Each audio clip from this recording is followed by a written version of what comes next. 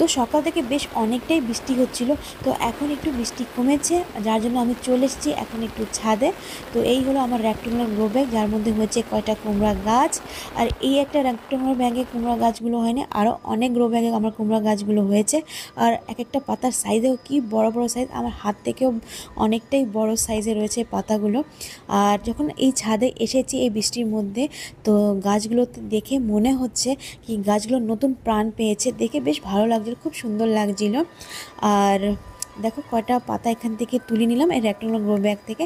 By the way, good morning বন্ধুরা, তোমরা কেমন আছো? আশা করি তোমরা অনেক অনেক ভালো আছো, সেফ আছো, খুব খুব খুব খুব বিন্দাস আছো।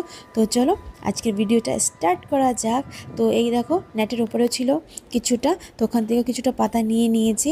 আর এখন দেখছি অন্য যে গ্রো ব্যাগগুলোতে আছে ওখানে কেমন পাতা আছে, ওখান থেকে কিছুটা নিয়ে নেব। তো এক বেলার জন্য এখান থেকে কয়টা পাতা নিয়ে যাচ্ছি। আমরা আজকে খাবো, আমাদের দুপুরের লাঞ্চ মেনুতে আছে কুমড়া পাতা বাটা। তো যার জন্য এটাই নিতে ছাদে চলে এসেছি বৃষ্টির মধ্যে। যাই হোক, তো দেখো দেখতে পাতাগুলো কি সুন্দর লাগছে। আর এখন একটু বৃষ্টি বন্ধ আছে, আর এই ফাঁকে এগুলো নিয়ে তারপরে চলে যাব নিচে। তো সবজির এই যে খোসাগুলো আছে, সাথে কিছু নোংরা আছে, সেগুলোই আমি এই গ্রো ব্যাগে এনে ঢেলে দিই। আর ওর মধ্যে থেকেই হয়েছে এই কুমড়া গাছগুলো, আর দেখতে কি সুন্দর লাগছে। 20-25টা আছে এখানে কুমড়া গাছগুলো। আর দেখো এখান থেকে কিছুটা পাতা নিয়ে নিলাম। আর এমনিও মা কুমড়ার এই ডগাগুলো খেতে বেশ পছন্দ করে, তো ভালোই হয়েছে, বেশ অনেক কয়টা হয়েছে এখানে। আর মাঝে সাঝে ডগাগুলো খাওয়া যাবে।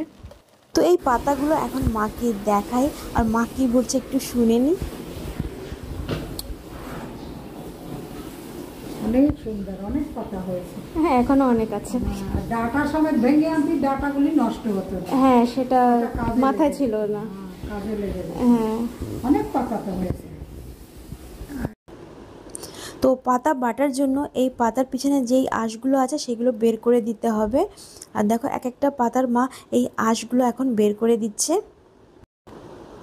তো কুমড়া পাতা বাটা হোক বা লাউয়ের পাতা বাটা হোক, দুইটা নিরামিষও করা যায়, আবার চিংড়ি মাছ থেকেও করা যায়। তো মাঝে সাথে তো আমরা চিংড়ি মাছ থেকে খেয়ে থাকি এটা, আজকে এটা একটু নিরামিষ করছিলাম। তো দেখো হয়ে গেছে মার এই পাতাগুলোর আঁশ ছাড়ানো। আর এই পাতাগুলো এখন একটু ছোট ছোট কেটে নিচ্ছিল মা। তো বেশ অনেক দিন হয়েছে মার হাতের এই বাটাটা খাওয়া হয়নি, তো যার জন্য আজকে এই বাটাটা মাই করছে। তো সব থেকে আগে কড়াই গরম করে এর মধ্যে দিয়ে দিয়েছে সরষের তেল। আর এরপরে এর মধ্যে ফোড়নে দিয়েছে কালো জিরা। আর এরপরে এর মধ্যে দিয়ে দিয়েছে রসুন, বেশ অনেক কটা এখানে রসুন দিয়েছে মা। আর এগুলো একটু লাল লাল করে ভেজে নিয়েছে। তো যখন এটা লাল করে ভাজা হয়ে গেছে, এরপরে এর মধ্যে দিয়ে দিয়েছে পেঁয়াজ কয়টা, আর এটাও ভালো করে লাল লাল করে ভেজে নিয়েছে। এরপর এর মধ্যে দিয়ে দিয়েছে কাঁচা লঙ্কা। আর এই যে তোমরা কাঁচা লঙ্কাগুলো দেখছো সব আমার ছাদ বাগানে রয়েছে। আর এরপরে এর মধ্যে দিয়ে দিয়েছে একটু হলুদের গুঁড়ো, দেখো। আর এটা এখন ভালো করে একটু লাল লাল করে ভেজে নিতে হবে।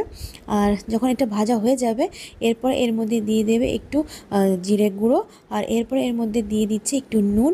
আর এখন আর একটু ভালো করে ভেজে নিচ্ছি।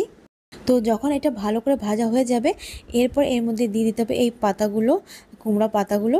আর দেখো এখন এটাও ভালো করে ভেজে নিতে হবে, আর এটা ঢাকন লাগিয়ে লাগিয়ে সেদ্ধ করে নিতে হবে ভালো করে। তাহলে একটা ভালো করে এটা যে বাটাটা হবে, নয়তো একটু কাঁচা কাঁচা থেকে যাবে। যাই হোক, এখন এটা ভালো করে ভেজে নেওয়া হচ্ছে। তো তোমরা এই পাতা বাটাটা নিরামিষ খেতে বেশি পছন্দ করো কি চিংড়ি মাছ দিয়ে খেতে বেশি পছন্দ করো? আমাকে একটু কমেন্টে জানিও তো। আমাদের তো দুটোই ভালো লাগে। তো মাঝে সাঝে আমরা চিংড়ি মাছ থেকেও এটা করে খাই, আবার কোনো কোনো সময় এটা নিরামিষও খাই। তো মাঝে মাঝে ঢাকন সরিয়ে এটা দেখতে হবে, যদি এটার মধ্যে একটু জলের দরকার থাকে একটু জল দিয়েও দিতে পারো, তাহলে এটা ভালো করে সেদ্ধ হয়ে যাবে। তো দেখো এটা ভালো করে ভাজা হয়ে গেছে, সাথে এটা সেদ্ধও ভালো করে হয়ে গেছে। এরপরে এটা মিক্সিতে ভালো করে একটা ফাইন পেস্ট করে নিয়েছি বাটার জন্য। আর তোমরা চাইলে এটা শিলনোড়াও করতে পারো, লেকিন আমরা একটা মিক্সিতে করে নিয়েছি। তো দেখো বাটাটা হয়ে গেছে। আর এর মধ্যে এখন দিয়ে দেবো একটু সরষের তেল। তো কোনো ধরনের বাটা হোক, যদি এর মধ্যে কাঁচা সরষের তেল না দেওয়া হয় এটা খেতে ভালো লাগে না, কেন কি কাঁচা সরষের তেলের একটা সেন্ট আছে, আর এটার মধ্যে সেটাই বেশি ভালো লাগে, ভীষণ টেস্টি লাগে। যাই হোক, আমাদের বাটা হয়ে গেছে রেডি, আর এটা খেতে ভীষণ ভীষণ টেস্টি ছিল। তোমরা এটা ট্রাই করে আমাকে কমেন্টে অবশ্যই জানিও। তো দেখা হচ্ছে নেক্সট ভিডিওতে। Tata, bye bye.